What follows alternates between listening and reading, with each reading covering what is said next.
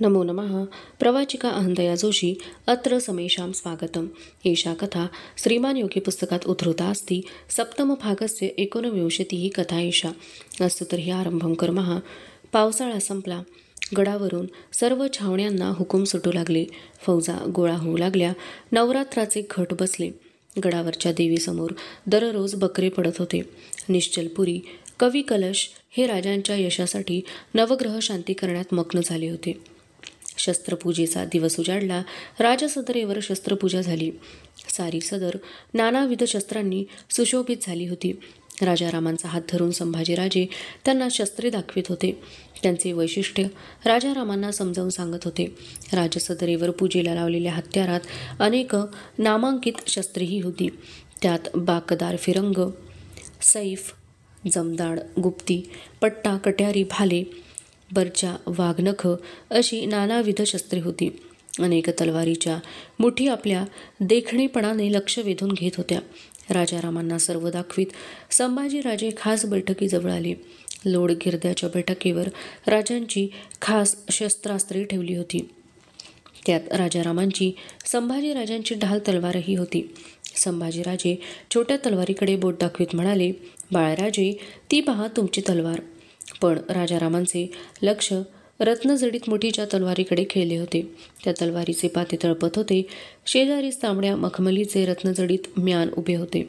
संभाजीराजे हसले, म्हणाले, बाळराजे, ती तलवार मिर्झा राजांनी आबासाहेबांना दिली आणि ते वाघनख बघा, आबासाहेबांनी तेच वाघनख अफजलवर चालवलं. राजारामाचे लक्ष संभाजीच्या तलवारीकडे वळले. संभाजीराजांच्या तलवारी शेजारीच राजारामांची छोटी साधी तलवार उभी होती. राजारामांचे गाल फुगले. ते संभाजीराजांना बिलगत म्हणाले, दादा महाराज, आम्हाला ही तलवार नको, मोठी हवी, तुमची आम्हाला द्याल? संभाजीराजे काही बोलण्याआधीच मागून आवाज आला, तलवारी मागून मिळत नसतात, त्या जिंकून घ्याव्या लागतात. दोघांनी एकदम मागे वळून पाहिले. सोयराबाई सर्व राण्यांसह सदरेवर येत होत्या. सोयराबाईंच्या चेहऱ्यावर एक वेगळेच हास्य विलसत होते. संभाजीराजे पुढे झाले. त्यांनी मुजरा केला आणि ते म्हणाले, तलवारी जिंकायच्या त्या शत्रूंच्या भावांच्या नव्हेत. त्या उत्तराने सोयराबाई चकित झाल्या. पुतळाबाई कौतुकाने संभाजीराजांच्याकडे पाहत होत्या. स्वतःला सावरून घेत सोयराबाई म्हणाल्या, आणि भावानं तलवार दिली नाही तर? संभाजीराजांच्या देखण्या चेहऱ्यावर हास्य उमटले. त्यांनी राजारामांना उचलले आणि ते म्हणाले, तसं झालं तर भाऊ म्हणायला तो अपात्र ठरेल. संभाजीराजे राजारामांसह जाऊ लागलेले पाहताच सोयराबाईंनी विचारले, राजारामांना कुठं नेता?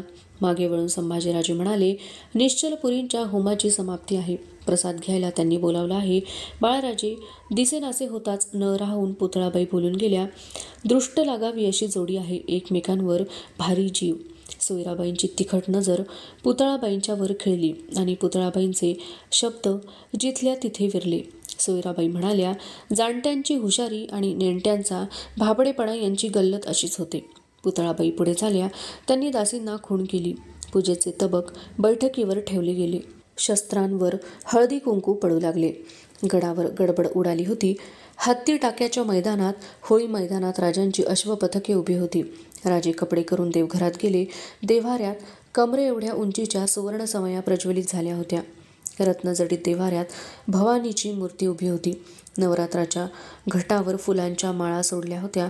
घटाच्या ओल्या मातीतून पिवळे धमक कोंब वर आले होते. उपाध्यांनी दिलेले तीर्थ राजांनी घेतले.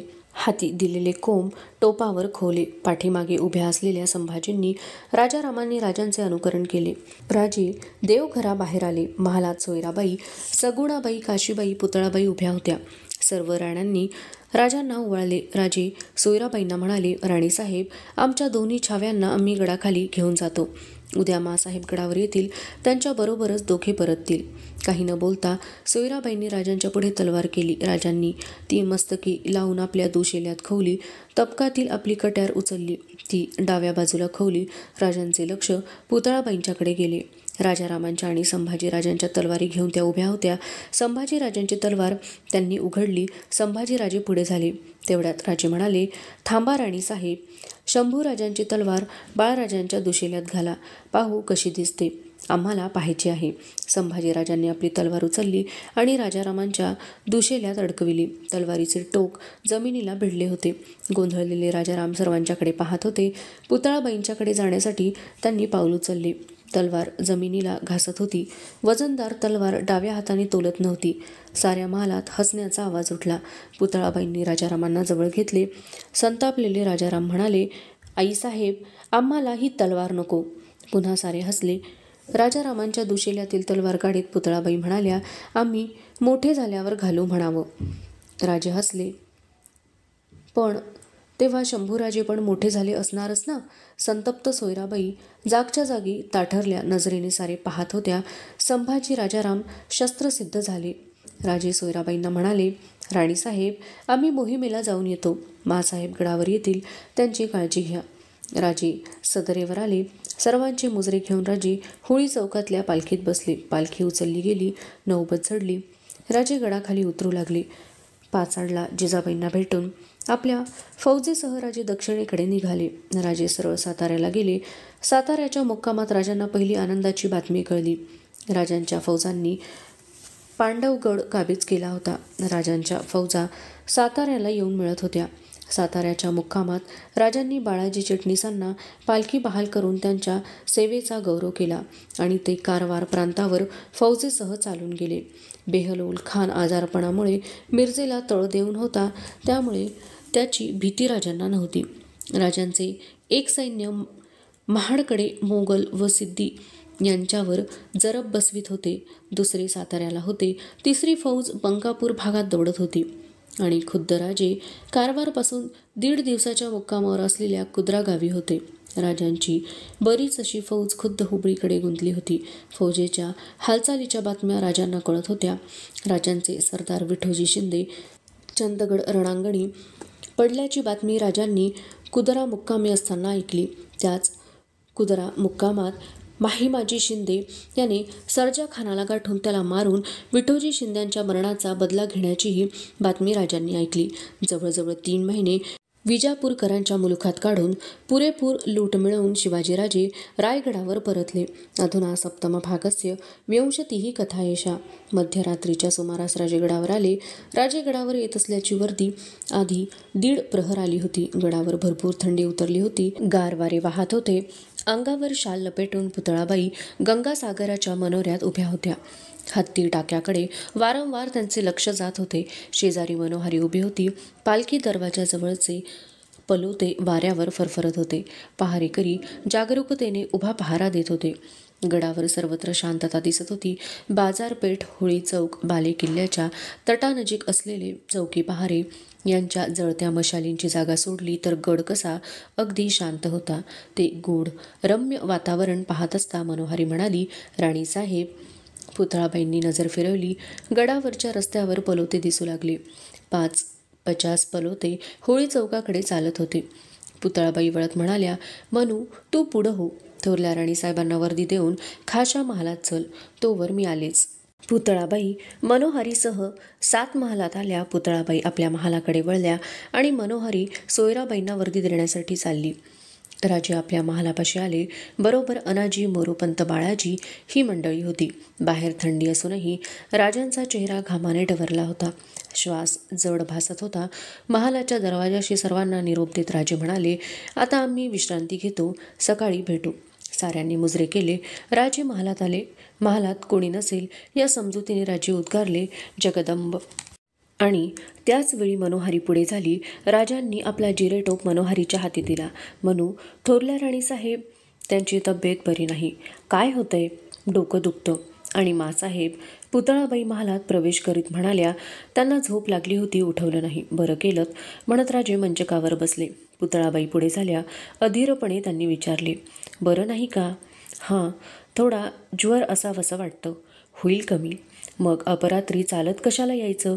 पालखीतून. राणीसाहेब, पाचाडला राहावंसं वाटेना. आम्ही तसेच आलो. आग्र्याहून आल्यापासून जरा दगदग वाढली की शरीर असं थकतं. कपडे उतरावेत. राजे उभे राहिले. तलवार दुशेला उतरवला गेला. राजांनी आपले कपडे बदलले आणि ते पलंगावर पडले. वैद्यांना बोलावू दे ना, पुतळाबाईंनी विचारले. नको, मध्यरात्र उलटून गेली, आता सकाळी पाहू. मनोहारी महालातल्या समया शांत करीत होती. पुतळाबाई राजांच्या पायांवरून हात फिरवीत बसल्या होत्या. राणीसाहेब, तुम्ही आता जा, विश्रांती घ्या, डोळा लागला की जाईन मी. राजे खिन्नपणे हसले, म्हणाले, नुसतं शरीर थकून झोप येत नाही, मनही थकावं लागतं. पुतळा, हे मन आहे ना, ते बेट मुळीच थकत नाही. उगीच विचारांच्या पाठीमागे आम्हाला फरफटत नेतं. राजे बोलत होते. बोलता बोलता ते हळूहळू झोपी गेले. पुतळाबाई हलक्या पावलांनी उठल्या. महालाबाहेर मनोहारी गुडघ्यात मान घालून बसली होती. तिला पुतळाबाईंनी जागे केले. राजांच्या द्वाररक्षकाकडे नजर टाकून दोघी 7 महालाकडे वळल्या. 4 दिवसात राजांच्या प्रकृतीला आराम वाटला. राजे हिंडू फिरू लागले.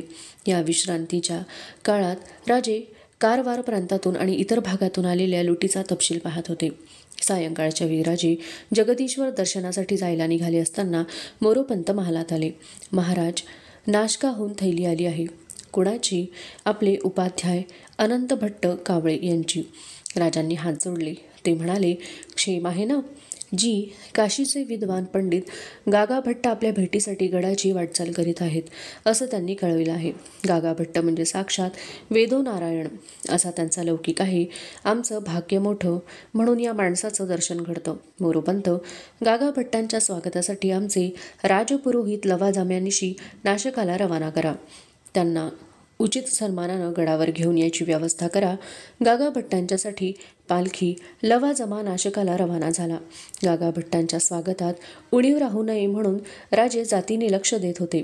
जगदीश्वर प्रासादाच्या वाटेवर उठणाऱ्या नवीन घरांपैकी एक सुबक घर राजांनी गागा भट्टांच्या वास्तव्याकरता नियोजित केले. गागा भट्टांच्या आगमनाच्या वार्तेने निश्चलपुरीना सुरुवातीला काही वाटले नाही. पंडितांचा साधू संतांचा राजांच्याकडून सदैव गौरव होतो हे सर्वांना माहीत होते. पण गागा भट्टांच्या स्वागताची वाढती तयारी पाहून निश्चलपुरी थोडे अस्वस्थ झाले. एके दिवशी गागा भट्ट महाड शेजारी आल्याची बातमी गडावर आली. दुसऱ्या दिवशी राजे गडाखाली संभाजी राजांच्यासह उतरले. गडाच्या खाली रायगडवाडीनजीक बसविलेल्या नव्या पेठेला लागून राजांनी शाही शामियाना उभारला होता. गागा भट्ट नजीक आलेले कळताच राजे आपल्या मंत्र्यांसह सामोरे गेले. राजांना येताना पाहून गागा भट्ट पालखीतून उतरले. किंचित स्थूल देहाचे गौरवर्णाचे गागा भट्ट राजांच्याकडे पाहत होते. त्यांनी मस्तकी जरी कशिदा काढलेला पिवळा रुमाल बांधलेला होता. पांढरी शुभ्र लाल रेशमी काठी धोतर ते नेसले होते. पायात खडावा, अंगावर लाल जरी काम असलेली शाल त्यांनी लपेटली होती. रुंद कपाळावर शिवगंध रेखाटले होते. त्यांच्या विशाल काळ्या नेत्रात अधिकाराची निशाणी जाणवत होती. गळा व हात यांवर भस्माचे पट्टे, मनगटावर विभूती रुद्राक्षमाळा आणि शाल सावरण्यासाठी खांद्यावर विसावलेल्या हाताच्या लांब सडक बोटात बृहस्पतीची खूण सांगणारी पुष्कराजाची अंगठी व दुसऱ्या बोटात सुवर्ण पवित्रक लक्ष वेधून घेत होते. खडावांच्या पावलांनी 4 पावले ते चालले आणि त्यांचा उजवा हात नतमस्तक राजांच्यावर थबकला. ओठ आशीर्वाद बोलत होते. राजांनी वेदमूर्ती गागा भट्टांना अत्यंत आदराने सन्मानाने गडावर आणले. ऐश्वर्यसंपन्न दुर्गेश्वर रायगड पाहून गागा भट्ट प्रसन्न झाले. राजांचे ते रूप, राजांचे ऐश्वर्य, राजांची सत्ता निरखित होते. रोहिडेश्वराची शपथ घेऊन स्वराज्याचा मंत्र उच्चारणारा, अफजलखानाचा वध करून राजसत्ता बळकट करणारा, प्रतापगडावर भवानीची स्थापना करून सप्तकोटेश्वराचा जीर्णोद्धार करणारा, आग्र्याहून औरंगजेबाच्या पंजातून निसटणारा आणि जवळजवळ लयाला गेलेले राज्य पुन्हा त्याच तडफेने उभा करणारा युगपुरुष गागा भट्ट डोळे भरून पाहत होते. त्यांच्या आनंदाला सीमा राहिल्या नव्हत्या. राजांच्यासह सर्व राण्यांनी गागा भट्टांची पाद्यपूजा करून आशीर्वाद घेतले. राजांच्या विनयाने, राजघरातील आतिथ्याने गागा भट्ट प्रसन्न झाले. त्यांच्या साऱ्या अपेक्षा पुऱ्या झाल्या होत्या. त्यांनी आनंदाने गडावरचे वास्तव्य मान्य केले. एके दिवशी गागा भट्ट राजांना म्हणाले, राजे, आम्ही काही विशिष्ट हेतू मनाशी बाळगून तुमच्याकडे आलो. उद्या सूर्योदयानंतर 1 प्रहरानं मुहूर्त चांगला आहे. तरी उद्या आम्ही तुम्हा सर्वांना आमचा मनोदय सांगावा असं आम्हाला वाटतं. राजांनी मान्यता दिली. दुसऱ्या दिवशी सकाळी लवकर स्नान पूजा आटोपून राजे जिजाबाईंच्या महाली गेले. राजांनी जिजाबाईंना वंदन केले. महालात सर्व राण्या, संभाजी, राजाराम, येसोबाई ही मंडळी हजर होती. छोटे राजाराम महालात धावत होते, राण्यांच्या मागे लपत होते. संभाजीराजे त्यांना पकडण्यासाठी मागून धावत होते. सारे कौतुकाने तो खेळ पाहत होते. राजाराम अचानक येसुबाईंच्या मागे लपले. संभाजीराजांचे पुढे टाकलेले पाऊल तसेच अडखळले. राजाराम टाळ्या पिटीत होते. महालात एकच हसणे उसळले. राजेही त्यात सामील झाले. संभाजीराजे मात्र जागच्या जागी संकोचून उभे होते. राजांच्या ते ध्यानी आले. ते म्हणाले, मासाहेब, सर्व तयारी झाली ना?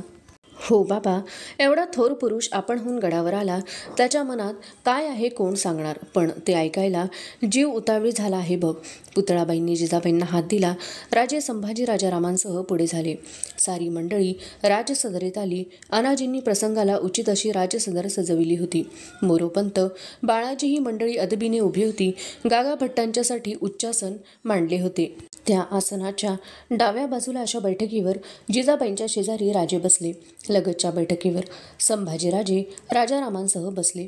मागे सर्व राणीवसा राजस्नुषांसह स्थानापन्न झाला. उच्चासनाच्या डाव्या बाजूला थोडी मोकळी जागा सोडून सर्व मंत्री व खासे सरदार उभे होते. सर्वांचे लक्ष गागाभट्टांच्या आगमनाकडे लागले होते. राजे जिजाबाईंच्यासह बोलत असता अचानक बाळाजी पुढे आले. आचार्य आले. राजे सटकन उठले. राजसदरेच्या पायऱ्या उतरून ते खाली गेले. तोच आपल्या शिष्या परिवारासह येत असलेले गागाभट्ट त्यांच्या नजरेत आले. राजांनी अत्यंत आदराने गागाभट्टांना राजसदरेवर आणले. सर्वांनी त्यांना उत्थापन दिले. सर्वांचे हात जोडले गेले. आशीर्वाद पुटपटत गागाभट्ट आपल्या उच्चासनावर विराजमान झाले. राजसदर स्थिर झाली. गागाभट्टांनी आपल्या मस्तकीचा रुमाल उतरला. पांढऱ्या शुभ्र संजाबावरून मानेवर शेंडी उघळली. आपल्या संजाबावरून हात फिरवीत त्यांनी सर्वांवरून नजर फिरवली. काही क्षण डोळे मिटले. दीर्घ श्वास घेतला. त्यांच्या ओठांची हालचाल झाली आणि नंतर ते बोलू लागले. राजे, आम्ही तुमच्या मुलुखात आलो, तुमची भेट घेतली. पंडितांनी राजांच्या गृही जावं, त्यांचं आदरातिथ्य भोगावं, दक्षिणा मिळवावी हा प्रघातच आहे. पण आज आम्ही तेवढाच हेतू मनाशी धरून आलो नाही. काही विशिष्ट हेतू मनात धरूनच ही पायपीट आम्ही केली. राजे उठले. हात जोडून ते म्हणाले, आपल्या दर्शनानं आम्हाला समाधान लाभलं. आपली आज्ञा आम्हाला शिरसावन्य आहे. प्रसन्न मुद्रेनं गागाभट्टांनी राजांना बसण्याची खूण केली. राजे बसले. गागाभट्ट काय सांगतात इकडे सर्वांचे लक्ष लागून राहिले होते. राजे, आम्ही काशीचे. तुमच्या कीर्तीचा परिमल तिथवर येऊन पोहोचला. त्या सुगंधानं आम्ही मुग्ध झालो. या भारतवर्षात चंद्रगुप्त मौर्य सम्राट होऊन गेला. त्यानंतर किती हिंदू राज्य उभे ठाकली. विजयनगरचं राज्य, देवगिरीचं राज्य, ही दोन्ही राज्य कीर्तीच्या शिखरावर असतानाच परकीयांच्या साध्या धक्क्यानं पार कोलमडून गेली. नामशेष झाली. हिंदूंचा कैवार घेणारं राज्य भारतवर्षात दिसेनासं झालं. या निराशेच्या अंधकारात चाच पडत असता आम्हाला दक्षिणेकडे आशेचा दीप प्रज्वलित होताना दिसू लागला. तुमच्या वाढत्या पराक्रमानं आमची आशा पल्लवित होत होती. आग्र्याच्या काळदाढेतून तुम्ही सुटलात याचा परमहर्ष आम्हाला झाला. यशाच्या, कीर्तीच्या शिखरावर स्थिर झालेली हिंदू राज्य आम्ही कोसळलेली पाहिली. त्यांचं पुनरुत्थान झालं नाही, पण पुरंदरच्या तहानं जमीनदोस्त झालेलं राज्य पुन्हा तुम्ही उभं केलं. पूर्वीपेक्षाही अधिक बळकट, सामर्थ्यवान. तुमच्या या यशानं आमचं मन धुंदावलं आणि ज्ञानाचा, अहंकाराचा, आमच्या अधिकाराचा विसर पडून आम्ही येथवर धावत आलो. आशीर्वाद देण्यासाठी नव्हे राजा, आज आम्ही तुझ्यापुढं याचक म्हणून उभे आहोत. तुझ्या दातेपणाची कसोटी आज आम्ही आजमावणार आहोत. राजे संकोचले. त्यांची नजर खाली वळली. गागाभट्ट बोलत होते. राजे, लोक आम्हाला वेदो नारायण म्हणतात. आम्ही कधी खोटी स्तुती करीत नाही, मिथ्या भाषणही करीत नाही. आमच्या पूर्वजांनी काशी विश्वेश्वराची स्थापना केली. आमचे पूर्वज नारायण भट्ट हे भट्ट वंशातील अत्यंत प्रसिद्ध असे पुरुष होऊन गेले. त्यांनी आपल्या गाढ विद्वत्तेनं, पवित्र आचरणानं आणि गिरवाण ग्रंथांसाठी केलेल्या सततोद्योगानं आमच्या कुळाला भूषविलं. त्यांच्यावेळी सनातन धर्म विद्वेष आणि अतिरेकी धर्माभिमान यांच्या भरात मुसलमानांनी काशी येथील विश्वेश्वराच्या मंदिराचा विध्वंस केला. त्यामुळे भयंकर दुष्काळ पडला. तेव्हा मुसलमान बादशहाच्या विनंतीवरून नारायण भट्टांनी विश्वेश्वराची आराधना करून पाऊस पाडला असं सांगतात.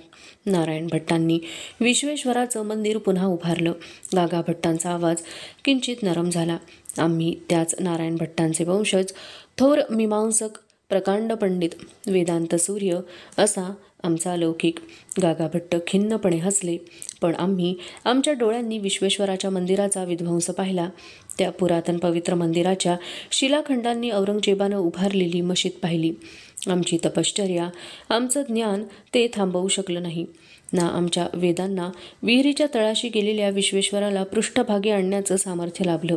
ज्ञानाचा पराभव झाला तेव्हा श्रद्धेकडे आमचं लक्ष वेधलं. राजे, आमचं स्वप्न साकार करण्याचं सामर्थ्य फक्त तुमच्याच ठायी दिसतं. तीच याचना करण्यासाठी मी तुमच्या दारी आशेनं आलो आहे. जिजाबाईंची नजर गागा भट्टांच्यावर खेळली. मातेच्या नजरेतील भीती गागा भट्टांनी जाणली. आईसाहेब हा क्षत्रिय कुलाचार आहे. होम हवनात राक्षसांकडून होणारी विघ्न टाळण्यासाठी विश्वामित्र दशरथाच्या दारी आले. त्यांनी राम लक्ष्मणांना मागितलं, हे आठवा, माझाही राजांच्यावर हक्क आहे. कावळे म्हणजे भोसल्यांचे राजोपाध्ये. आम्ही त्याच घराण्याचे, त्यामुळं तर आम्ही राजांच्या सामोरे जायचं धाडस केलं. शिवबा, आता तुम्ही राजे आहात, सत्ताधीश आहात. तुमचा राज्यविस्तार आणि लौकिक विशाल आहे. तुंगभद्रेपासून नर्मदेपर्यंत तुमचं राज्य विस्तारलं आहे. त्यावर शिक्कामोर्तब व्हायला हवा. तुम्ही मूर्धाभिषिक्त राजे बनायला हवं. तुमच्या मस्तकी छत्रचामरं ढळायला हवीत. यादवांच्या पराजयाबरोबरच हिंदू धर्म लयाला गेला हा समज नाहीसा व्हायला हवा. हिंदूंचा धार्मिक छळ यापुढं मुसलमानांना करता यायचा नाही. त्यांचा त्राता रक्षक असा एक छत्रपती आहे, हे आश्वासन आमच्या भयग्रस्त हिंदूंना मिळायला हवं. राजे, हे तुमच्या एका राज्याभिषेकानं होईल. याचक म्हणून तेवढीच विनंती करायला मी आलो आहे. बसल्या जागी जिजाबाईंची नजर आनंदाश्रूंनी भरून गेली. सर्वांच्या अंगावर रोमांच उठले. वीरासन घालून बसलेले राजे संकोचले. जिजाबाईंनी आपला थरथरता हात राजांच्या पाठीवरून फिरविला. राजांनी जिजाबाईंच्याकडे पाहिले. आपले अश्रू टिपीत जिजाबाईंनी होकारार्थी मान हलवली. राजांनी मंत्र्यांच्याकडे पाहिले. अनाजी म्हणाले, वेदो नारायण आमचंच मनोगत बोलून गेले. आनंदित झालेले गागा भट्ट राजांना म्हणाले, बोला राजे, तुमचा होकार ऐकण्यास जीव उतावीळ आहे. राजे उभे राहिले. आजवर आम्ही धर्माज्ञा कधीही ओलांडली नाही. आपली इच्छा आम्ही धर्माज्ञा मानतो. राजे, तुमच्या वचनानं आम्ही तृप्त झालो. एक विनंती आहे, बोला राजे. हे कार्य आपल्या शुभ हस्तांनी, शुभ आशीर्वादांनी, आशीर्वादाचा हात उंचावीत आनंदभरीत झालेले गागा भट्ट म्हणाले, राजे, हे तर परमपवित्र कर्तव्य. ते करण्यात आम्हालाही धन्यता वाटेल. मोरोपंत राजे मोरोपंतांच्याकडे वळले. समर्थांना ही हकीकत कळवा. त्यांचे आशीर्वाद मागा. तसंच तातडीनं नाशकाला आमचे कुलगुरू अनंत भट्ट यांना पालखी पाठवून बोलावून घ्या. वेदो नारायण व कुलगुरू अनंतदेव मिळून याबाबत सर्वतोपरी विचार करतील. आशीर्वाद देऊन गागा भट्ट आपल्या निवासस्थानी गेले. एक अद्भुत चैतन्य गडावर अवतरले. अधुना सप्तम भागस्य एकविंशतिः कथा एषा. राज्याभिषेकाच्या कल्पनेने साऱ्या गडाचा रंग बदलला होता. गडाच्या प्रत्येक घरट्यात त्याची चर्चा चालू होती. काहींना याचा आनंद वाटत होता, तर निश्चलपुरींसारख्या मांत्रिकांना शुभापेक्षा अशुभाचाच वास त्यात अधिक येत होता. राजपुरोहित बाळंभट्ट अनंत भट्टांना आणण्यासाठी नाशकाला रवाना झाले होते. साऱ्यांचे लक्ष अनंत भट्टांच्या आगमनाकडे लागून राहिले होते. गागा भट्ट शांतपणे राज्याभिषेकाचा विचार करण्यात मग्न झाले होते. अनंत भट्ट रायगडी दाखल झाले होते. त्यांच्याबरोबर अनेक विद्वान ब्राह्मण आले होते. त्यांनी गागा भट्टांची भेट घेतली. राजसदरेला धर्मसभेचे स्वरूप प्राप्त झाले. गागा भट्टांनी राज्याभिषेकाचा प्रस्ताव समोर ठेवला. अनंतदेव भट्ट गागा भट्टांचे गुरुबंधू. सोयरे राज्याभिषेकाची कल्पना, त्याची आवश्यकता अनंत भट्टांनाही पटली. ते म्हणाले, आपण म्हणता तसा राज्याभिषेक झाला तर ते आम्हाला इष्टच वाटतं. गागा भट्ट हसून म्हणाले, बोला. संकोच न करता, आमच्या जागेचा, अधिकाराचा अथवा ज्ञानाचा गंड न बाळगता मोकळेपणानं बोला. त्या आश्वासनाने निर्भय झालेले अनंत भट्ट म्हणाले, राजांचा राज्याभिषेक होतो याचा आम्हाला आनंद आहे, पण राजांचा हा मूर्धाभिषेक सर्वतोपरी निर्दोष असावा असं आम्हाला वाटतं. दोष कसला? साऱ्यांचे लक्ष अनंत भट्टांकडे लागले होते. राज्यसभेत हजर असलेले खुद्द राजे शांतपणे ऐकत होते. आपल्याला ज्ञातच आहे की कलियुगात फक्त ब्राह्मण व शूद्र हे दोनच वर्ण आणि क्षत्रियाखेरीज राज्याभिषेकाचा अधिकार अन्य कोणाच नाही.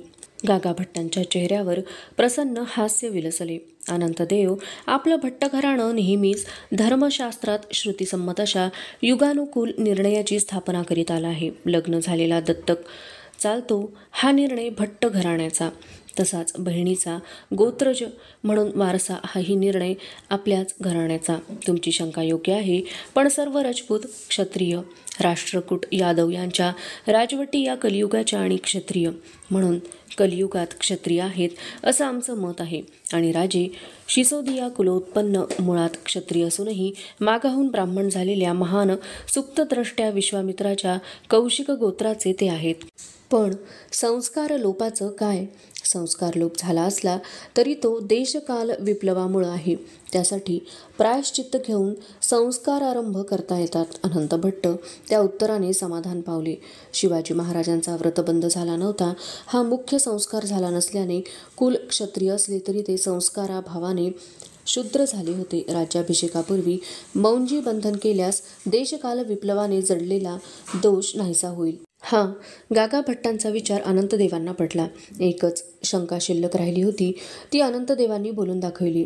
राजांनी आजवर अनेक युद्ध केली, त्यांमध्ये कदाचित राजांच्या हातून ब्रह्महत्याही घडली असेल आणि त्याला तर धर्मात शुद्धी नाही असं कोण म्हणतं? गागा भट्ट निश्चयपूर्वक म्हणाले, मात्स्याच्या आधारानं आम्ही सांगतो. तुला दानाव्यतिरिक्त तुला पुरुषा दानानं हा दोष नाहीसा होतो. ते खुद्द आमचे आजोबा विख्यात नारायण भट्ट यांनी सशास्त्र सिद्ध केलं आहे.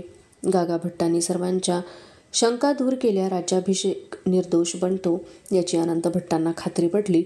राज्याभिषेक निश्चित झाला. अवधी थोडा होता, तेवढ्यात अनेक गोष्टी करायच्या होत्या. शेकडो वर्षांच्या कालांतराने या भूमीत घडणाऱ्या राज्याभिषेकासाठी होमहवनादी धर्मादी विधींची परत मांडणी करायला हवी होती. त्यासाठी गागा भट्टांनी व अनंत देवांनी अथर्ववेद, गोपथ ब्राह्मण, विष्णू धर्मोत्तर, वसिष्ठ संहिता इत्यादी ग्रंथांच्या आधारे राज्याभिषेक प्रयोगाची स्वतंत्र पोथी तयार करायला सुरुवात केली. राज्याभिषेकाची तयारी सुरू झाली. नद्यांची व सागरांची जले जमविण्यासाठी राजांनी आपले लोक चारी दिशांना पाठविले. सिंहासन घडविण्यास वेळ लागेल म्हणून ते काम आधी चालू केले. गागा भट्टांच्या व अनंत भट्टांच्या सल्ल्याने राज्यातील व दूरवरच्या ब्राह्मणांना निमंत्रणे देऊन निरनिराळ्या वेदांचे व शास्त्रांचे निष्णात पडीक ब्राह्मण मिळवण्याची खटपट सुरू झाली. राज्याभिषेकाची गडबड गडावर सुरू असता राजांचे मन मात्र पन्हाळ्याच्या आसपास रेंगाळत होते. बेहलोल खानाने परत उचल घेतली होती. उंबराणीचा तह विसरून तो राजांच्या मुलुखात शिरला होता. उसंत मिळताच पन्हाळ्याला जाण्याचे राजांनी ठरविले होते. अवशिष्टा कथा अग्रिमे भागे पठिष्यते. अस्तु तर्हि पुनर्मिलामः. तावन् मंगलं भूयात्, शुभं भूयात्. नमो नमः. धन्यवादः.